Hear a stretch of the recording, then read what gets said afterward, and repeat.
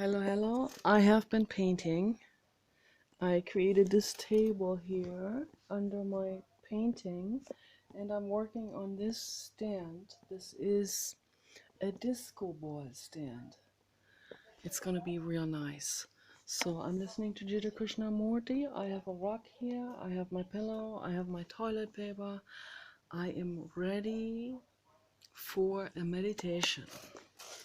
So I'm gonna get this cushion and my rock. It's an amazing rock. So I found this rock at the ocean. It is awesome. My croc rock is this. It has an eye. It is the eye of a whale or a crocodile. I think it looks a bit like the head of a crocodile. It's very nice. I like that. Love it. Absolutely love it. And I'm wearing Black Orchid by Tom Ford.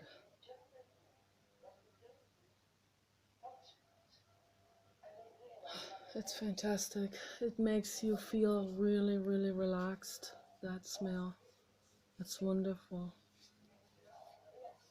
Someone is chainsawing again, but I cannot control this. I need to talk a little bit about my feelings and my observations. Lots and lots of observations with the haters, and it's kind of hard for me to compare myself to anyone, and I can't really speak for other people in this way because I see things very subjective from my own perspective, of course. I also interpret things that may not be true about other people. But this is all I can do, talk about this in my videos, what I observe, what I feel, what I think that may also apply to other people.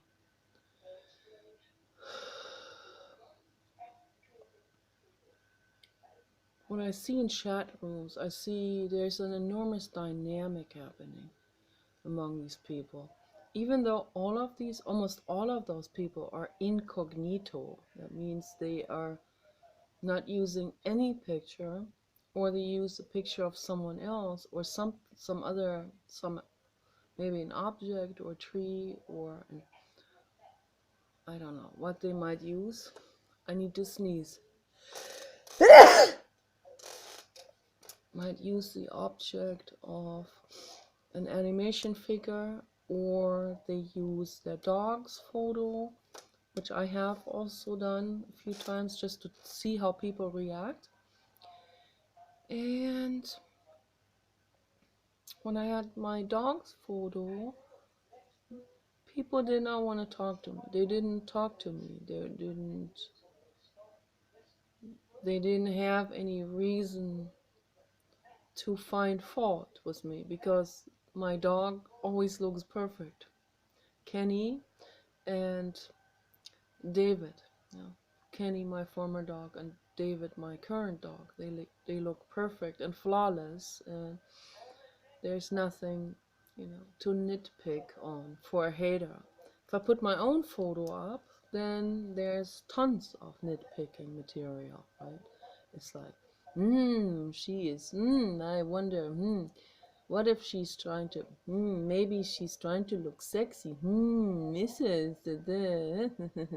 Maybe we can nitpick, maybe we can make her feel bad, send her to the suicide watch, yes. Maybe we can, let's see what we can nitpick about her photo. Oh, she's not showing enough, she's just showing her face. Like, it's like this here, no, my photo. with shoulders, but now it says your face. Why are you showing your face? You look like Frankenstein. And then when I show more, like some boob mounts like this, then they'll find fault with me and say, you're trying to look sexy, you think that's appealing, and then all of these men will say, you're fat and disgusting. But very interesting.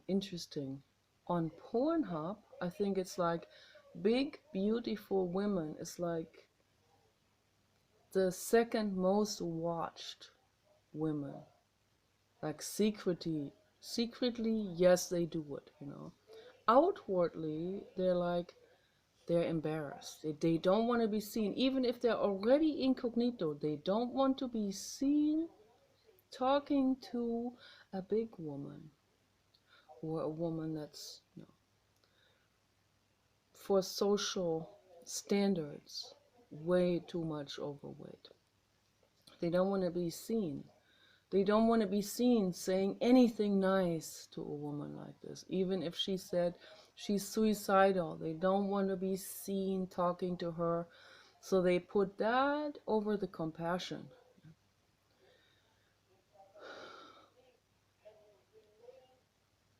I see most people are just interested in their own selfish gratification. What if all the chubby women that you are having fun with secretly in your bedroom, on your computer screens, what if they all said, I'm suicidal, and you don't say anything? You don't go, hey, I'm sorry you're suicidal, what's going on?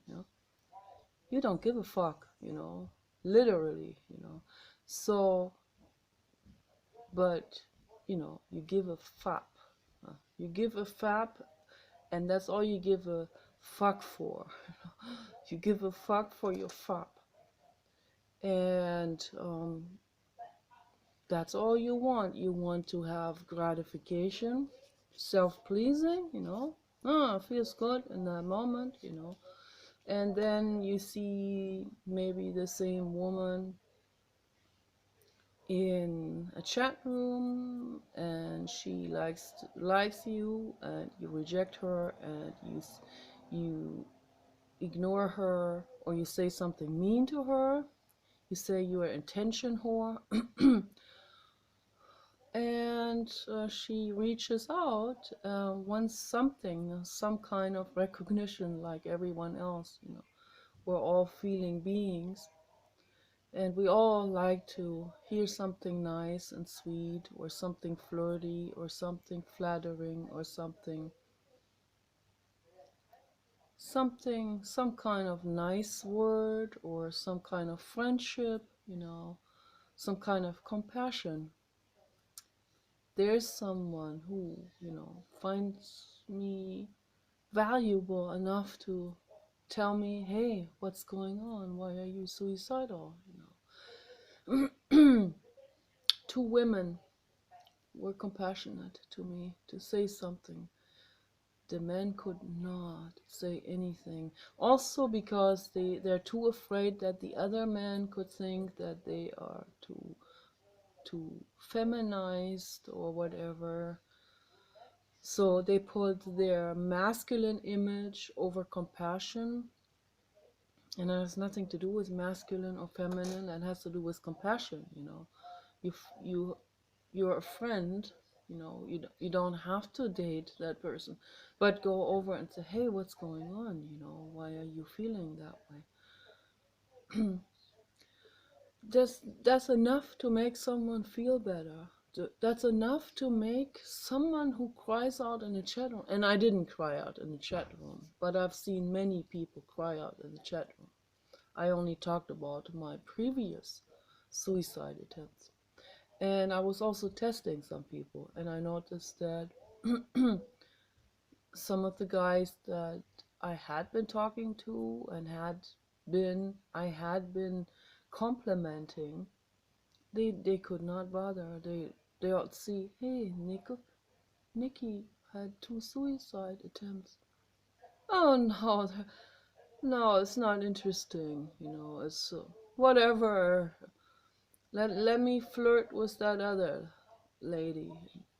So that's what's going on. They see, oh, Nikki had been through a lot. Maybe I should say something nice. No, it doesn't occur to them. And maybe those that want to say something nice are too afraid, because then they could be fall from grace with the other people, even though they're already 10 times over incognito. And maybe someone else might be afraid, oh, maybe if she's committing suicide, then he's not gonna have his little secret passions anymore, and maybe that wouldn't be so good.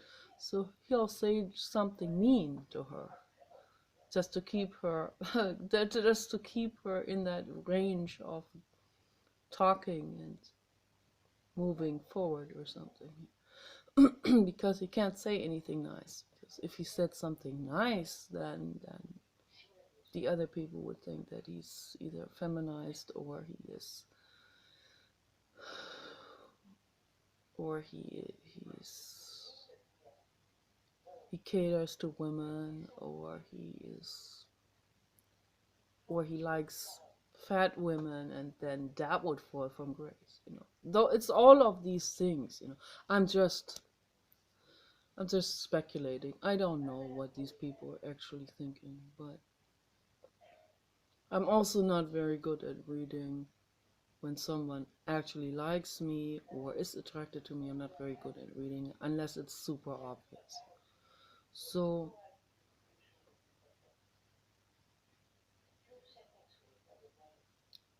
see, a lot of men, I don't know, they'll say something mean to me over and over and over again. Then I wonder, why are they doing this? What is the purpose? Because they think that they can do this because I don't defend myself. It's just not my style to lash back like in that same manner. It's not something that would make the world a better place if I lashed back.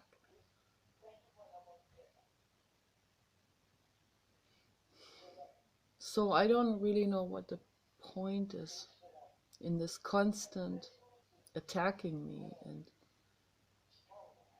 and trying to make me feel depressed and trying to make me feel ugly and unwanted and all of this. And then again, I see them talking to each other about me, using my name and everything. And one guy saying to the other, "Stay in your bubble, don't never ever get your hopes up." It's like, when I see that, it's like, what? Before that, they were attacking me on how ugly I am. Then they, what's going on? I'm confused. Then they think that they can't. Then they get frustrated or something that they can't get me to talk to them. I don't know, on Facebook in private or whatever. I don't know what's going on. I have no idea. I'm so confused about all of this male behavior. I don't understand. I think it's all shame and pride based. Shame and pride, it's one on the same coin. Pride comes from shame, and a lot of shame comes from pride again, like when they're busted with it.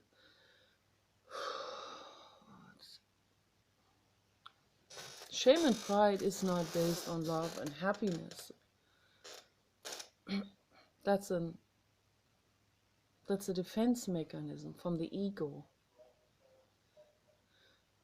Just trying to lay this all out here on the table in terms of what I'm observing, what the conclusions that I'm making about it.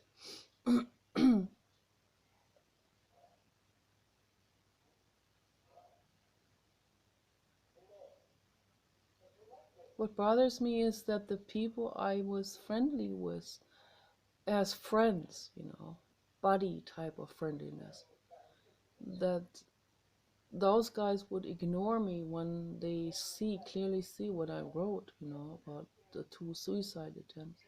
Be completely ignoring me because flirting with the skinny women that are socially acceptable, that was more important to them in terms of, that was boosting their self-esteem. So it was more important to their self-esteem.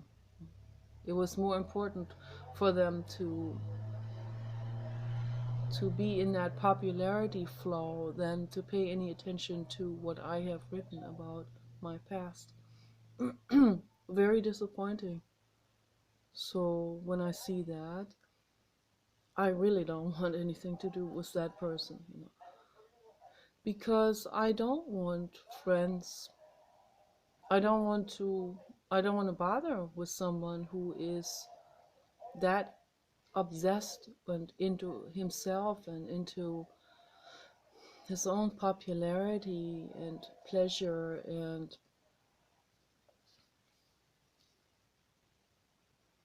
prestige or image, self-image, putting himself above his friend and someone who previously talked to him for weeks and months and was nice and made an effort to say nice things, not just in terms of, agenda and wanting him. No, I don't want anyone. I want to be here with my papa dog and my husband, and I like this. But I'm also intellectually lonely. I like to be on the internet, to meet some people, talk to some people. So when I think, oh, I've met some that are actually nice, that are easygoing, but then I see they don't care at all about me whatsoever. And when I see that, then that completely cancels out any possibility of future chance of ever meeting someone like this casually or in any form, neither as buddy or as pleasure friend. It's just, I don't want someone like this in my life who puts himself above others, other living beings. Also, I noticed the same guy when I was talking about animal rights and the suffering in factory farms. He said, "Oh, this chat is boring." That was already, a red flag right there. So when I see that, it's no way. There's no chance. No chance. I like people who care, you know. So, and I don't see very many, I don't see very many people in general. Once in a while, I see a woman who says, yes, it's awful, the suffering of animals, and she can't stand it. I never see a man in the chat room to say that. So I think the men who say that they are not hanging out in chat rooms for sure. They have better things to do. They're out there rescuing animals. They sign petitions. They have long-term relationships that are wholesome with a woman. They have friends that they're long-term, that they really care for, and there's no switching of partners happening because they really genuinely care for each other. And that's what I do with my husband. So I still like to meet people and talk to people and make friends, so I do light flirting, really, really light flirting, not more than that. Giving someone a compliment. always feels good to me, People cash in on that. They don't give compliments back. And I almost never get a compliment. And I deserve a compliment. And I'm gonna go into that pain right now, and I'm gonna let that pain run right through me. I deserve a compliment. I deserve someone to like me too. I'm a living being too that deserves love,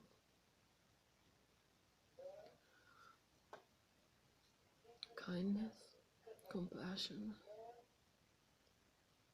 tenderness, gentleness, kisses, hugs.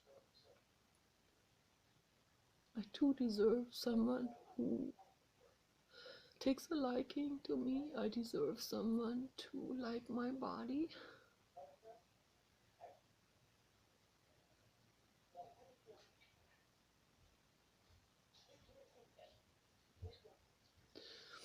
I deserve that too. Let this run through myself now. I do this for myself, but I also hope that this might help other people, because this is the path.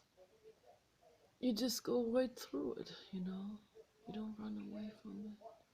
You don't act it out. You don't lash out. You don't get jealous. You hurt someone else because you're jealous, or retaliate because you're not liked. The path is not anymore reacting things out. That is just not the way to do it. And this is not a fad. This is not Buddhism, it's not religious. Okay. This is real therapy. You go through it. You see me go through it. Okay. No, I'm not a mental case. I am actually right on the mark. You go through it. I go through it. Doesn't mean I'm gonna commit suicide. Quite the opposite. The moment I am crying through this, it runs through. It's in the flow. I'm not in a state of depression. I'm not in a state of resistance. And I will not have any need to commit suicide, because I am living and I am breathing through this. You go through this like you walk through water.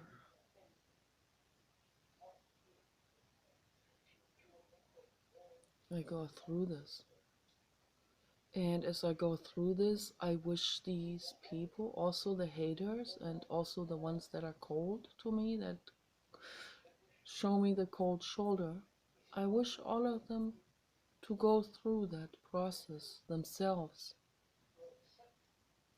through that healing process, and really gain a joyful life through it. That's what I wish for all of them, instead of this acting out and the frenzy, the popularity. Who, in Hollywood, it's like the epitome of this. Like in Hollywood,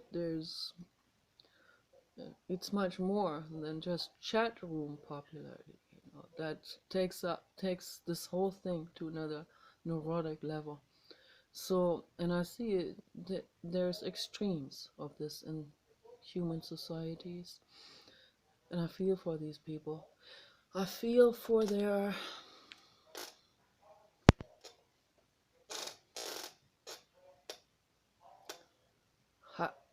running away from the actual feeling, acting things out, and or the women, becoming anorexic because then they're more popular on cost of their lives. Popularity on cost of their lives, on cost of their bodies and on cost of their precious existence.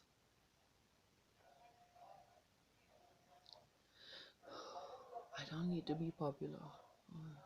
Oh gosh, I'm so glad for this. You have no idea. And I'm not saying this facetiously. I really mean it. And I'm glad I don't need to be popular.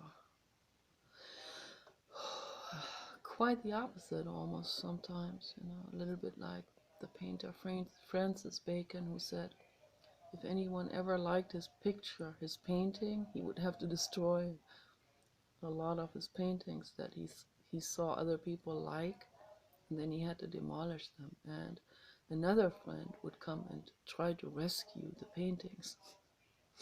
Well, that's the other extreme.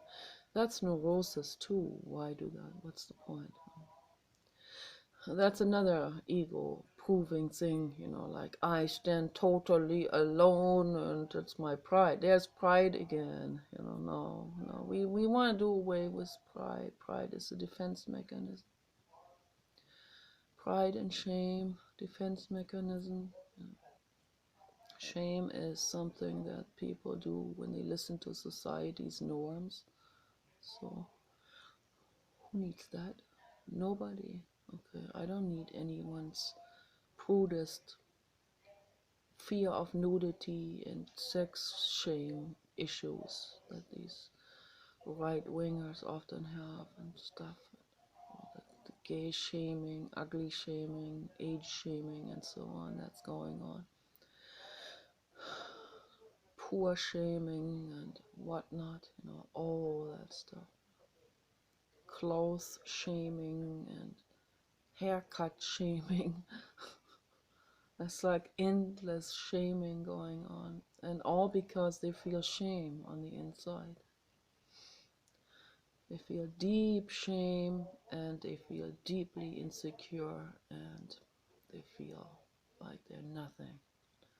And that's because that's a huge trauma and pain that their parents put into them.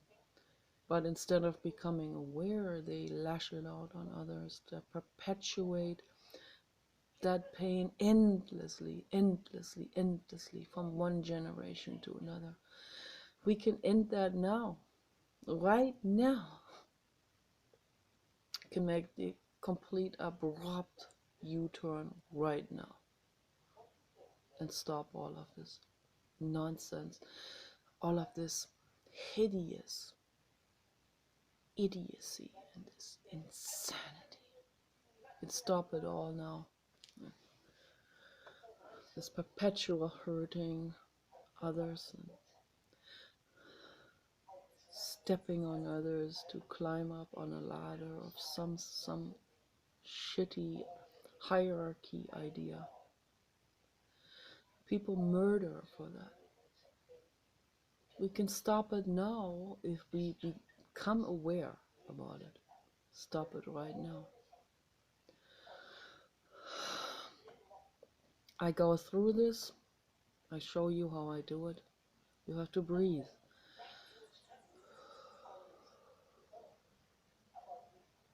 The path is the path within yourself.